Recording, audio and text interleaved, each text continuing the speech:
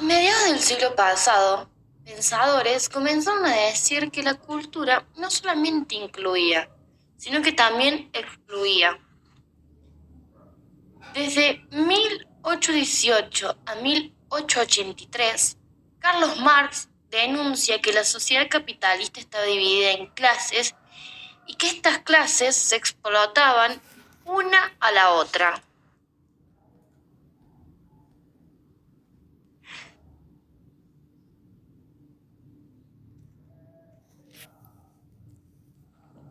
De todas las transformaciones que ocurrieron en estas épocas, la más profunda fue la que se consolidó entre las décadas de 1920 y 1950.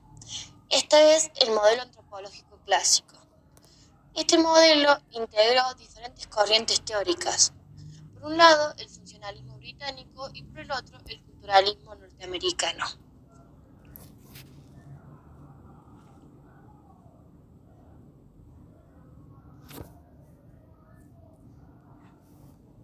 Los procesos políticos desarrollados durante las décadas de 1950 y 1960 pusieron fin al colonialismo político europeo en Asia y África, transformando así las condiciones de vida en los territorios estudiados por la antropología.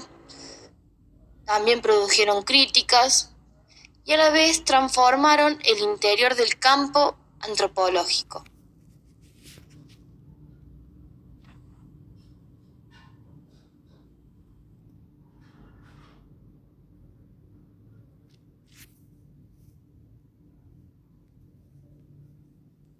(1971) Lo que transmitía la escuela en esta época era arbitrario, según Pierre Bourdieu y Passeron.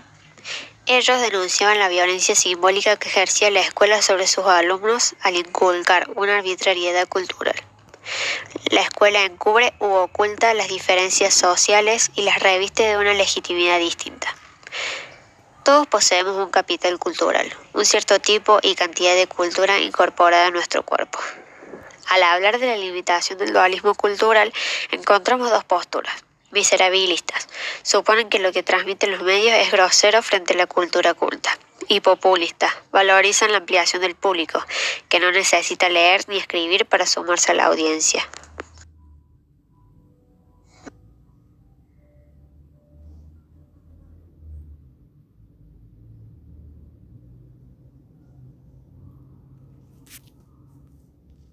La cultura es una variación específica de cada nación. Herder concibe una cultura unitaria que no trata de incluir a toda la humanidad y reduce su espectro a una nación. A mediados de ese mismo siglo, otros pensadores comenzaron a pensar que la cultura no solamente incluía, sino que también excluía. Pese a lo que sostenía Herder, la cultura nacional no era un compacto homogéneo, sino un encubrimiento de las relaciones desiguales e injustas sobre las que se fundaba la sociedad.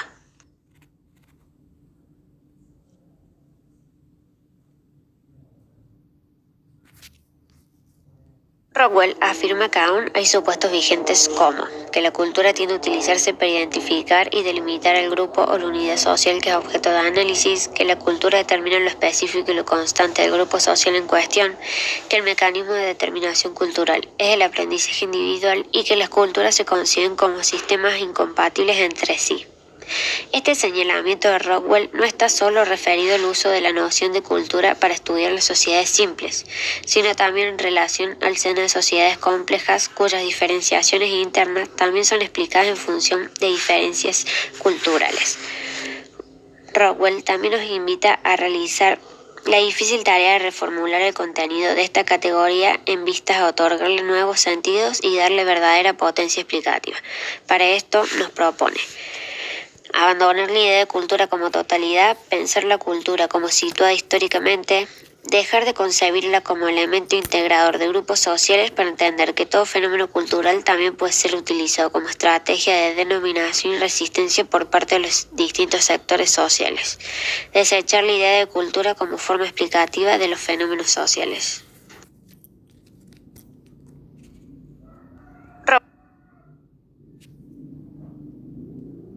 El término cultura empezó a utilizarse para referirse a procesos humanos y sociales. Era un equivalente de civilista, entendiéndose por esta las buenas maneras y modales que se consideraban propios de las clases altas urbanas.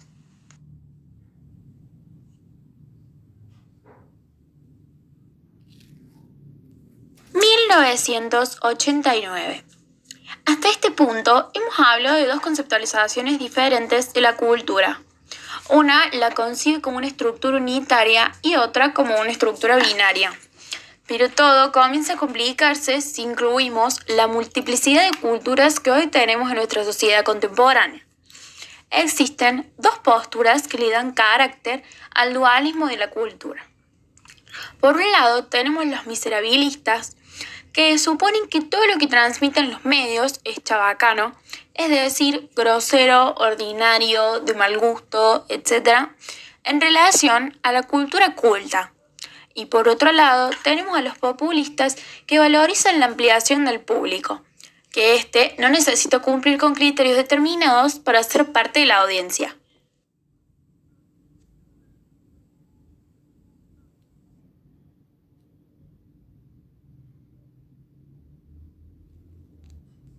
(1990). Channel One fue un canal de cable que se difundió para las escuelas. Ha sido un formidable emprendimiento, provechoso económicamente, de una corporación de comunicaciones. Tuvo 2 años de pruebas, en 1990 se lanzó a nivel nacional y para junio de 1991 ya tenía contrato en muchísimas escuelas de 47 estados.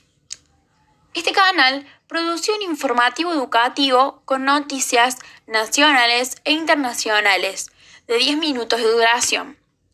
Mediante su espacio publicitario se ganaba dinero y este se utilizaba para la instalación de una antena receptora y de reproductores en cada aula de las escuelas.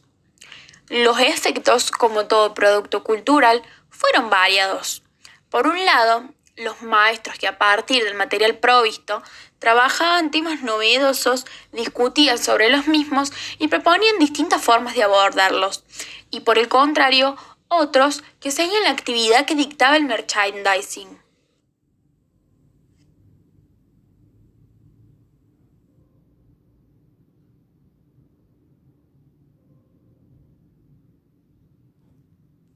(1993).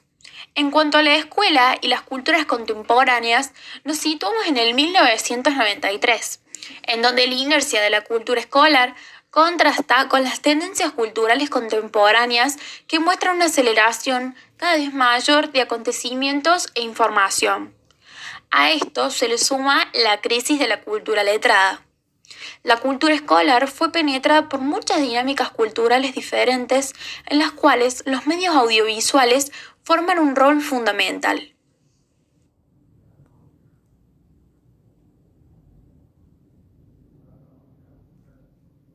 (1997).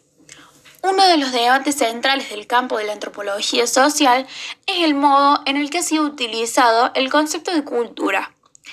Esto ha generado un debate entre el particularismo y el universalismo.